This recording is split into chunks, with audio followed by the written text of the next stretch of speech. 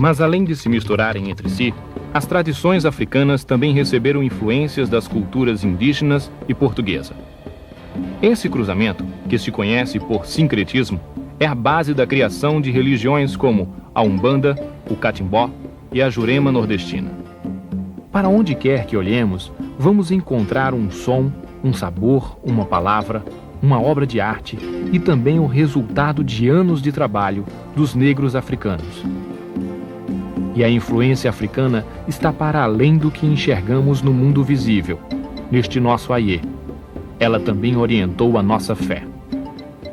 Eu vivo o tempo inteiro com a realidade. Para mim, interagir com esse mundo que eu vejo e tendo a certeza, acreditando que o mundo que eu não vejo também está interagindo, aqui vocês não estão aqui por acaso, nós não estamos aqui por acaso.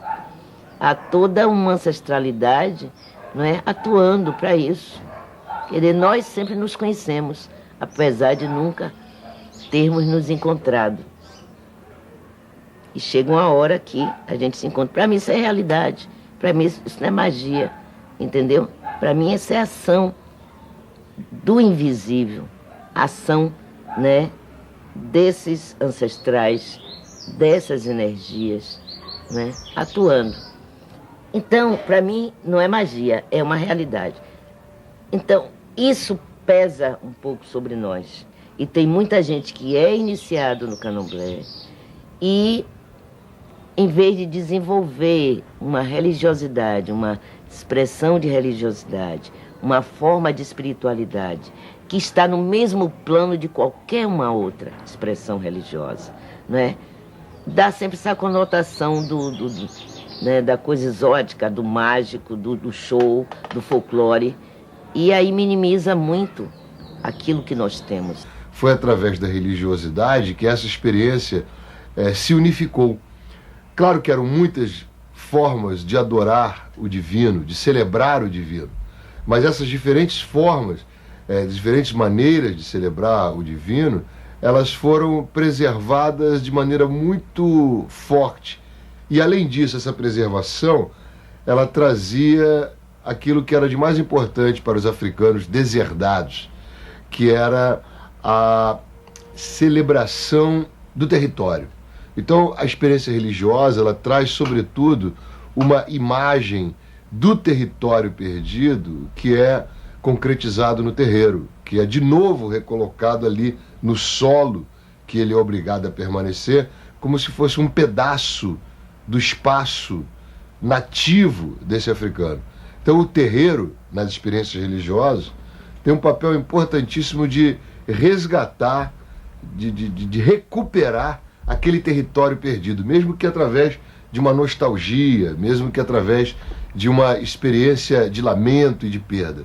E é esse território, representado pelo círculo, que vai reaparecer em várias atividades, não só no terreiro, no caso da Umbanda, do Candomblé, do Voodoo, todas as experiências religiosas dos africanos na diáspora, mas também no espaço lúdico. Essa mesma roda reaparece na capoeira, reaparece, por exemplo, no jongo, reaparece no tambor de crioula, reaparece no samba. Então essa mágica do círculo que traz de volta a experiência com esse território perdido, ela tem um papel fundamental e o seu útero, o seu lugar de nascimento é dentro da experiência religiosa de resgate do divino. Então esse é um aspecto que é muito permanente em todas as experiências dos africanos, ou melhor, dos descendentes de africanos, por todos os espaços do planeta. A roda, o círculo, a gira, como nós conhecemos na Umbanda, reaparece o tempo todo como essa forma imaginária de recuperação do território perdido. E a religião tem um papel aí fundamental, é o motor para que se desenlace esse tipo de amarração com um passado que é irrecuperável. Pelo contrário, a religião recupera, mesmo que simbolicamente, esses cacos do passado que foi expropriado dos descendentes de africanos. A gente não tem, se a gente for em África, eu já tive a experiência de estar em Luanda e no Benin, o Benin, como queiram. E você realmente sente, você vê, você consegue ver, não é? alguma coisa em relação ao culto do Jeje que você tem aqui, né, ao culto do orixá, ao culto dos inquices, mas você não vê exatamente o candomblé como você vê no Brasil, na Bahia. Né? Você vê, né, a origem do que nós temos aqui. Mas esse jeito de cultuar orixá, de cultuar vodum, de cultuar inquice, e também juntando, né, as entidades dos caboclos, né, não só na Umbanda, no candomblé de Angola também, a gente cultua a ancestralidade indígena, isso é bem brasileiro, e essa é uma construção nossa, não é? Agora, a gente buscou, né, dividir, né, entre nações exatamente para mostrar a predominância de determinada cultura africana que influenciou. Aí você vai ter, né, os candomblés de Angola, o Congo Angola, a predominância, né, das culturas bantus, congos, lunda, luba, chokwe, kioko, quincongos, quimbundos e tantos outros. Então você vê nos candomblés Congo Angola. Você vê a influência dos fons, né, que vieram do Daomé, do antigo Daomé, nos candomblés que nós chamamos Jeje. E você vê a predominância, a influência iorubá, dos candomblé Queto ou Nagô, como queiram. Mas é uma recriação, uma reconstrução nossa. No fim do século XVIII, de cada 10 habitantes da cidade de Salvador, 6 eram negros. E desses 6, a metade, ou seja, 3, tinham vindo da atual Nigéria. Eram os Iorubás, aqui chamados de Nagôs. Apesar da religiosidade africana existir no nosso país desde a chegada do primeiro escravo, somente no século XIX que as religiões afro se organizaram de forma sistemática. Um marco desse movimento foi a abertura de terreiros, como a Casa Branca do Engenho Velho, o mais antigo da cidade de Salvador.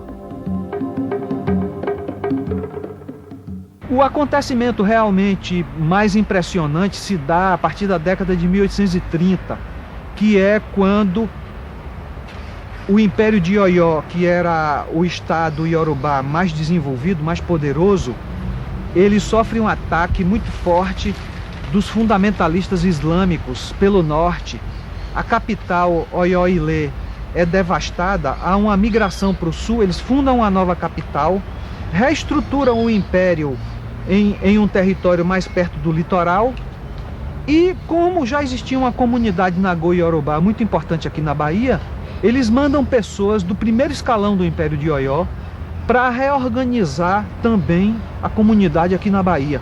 Então, ou seja, nós temos ao mesmo tempo uma reestruturação do país Iorubá lá, e ao mesmo tempo aqui na Bahia também fazendo parte dessa reestruturação. É aí nesse momento que chega Ianassô, que é considerada a fundadora da Casa Branca. O nome da Casa Branca é Ilê Axé Ianassô Oká. Então ela chega com a tarefa de reestruturar aquele conjunto de cultos dispersos que estavam ali na Barroquinha. É nesse momento aí que se dá a criação, a organização do xirê de todos os orixás do país Iorubá, não é? Com a criação de uma ordem de entrada, com uma ordem no círculo de dança sagrada, e também a organização da sociedade civil aqui, com a distribuição de cargos. Isso tudo se dá na Barroquinha. Ou seja, é o candomblé da Barroquinha que cria essa estrutura que nós conhecemos hoje como sendo a estrutura do grande candomblé da